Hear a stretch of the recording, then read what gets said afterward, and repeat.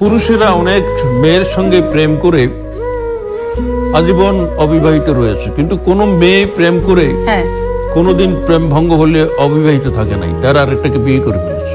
মেয়েরা অন্য একজনকে বিয়ে করে ফেলে, কিন্তু পুরুষদের অনেকে অবিবাহিত থাকে। আমি সেই পুরুষ যে প্রেম করে প্রেম ভঙ্গ হয়ে যাওয়ার পরে হ্যাঁ। অবিবাহিত রয়ে গেল।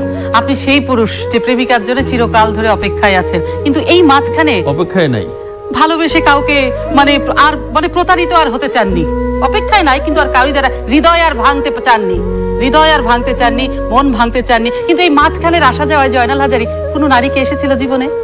না আসতে চেয়েছে, তাকে আপনি প্রশ্রয় দেননি?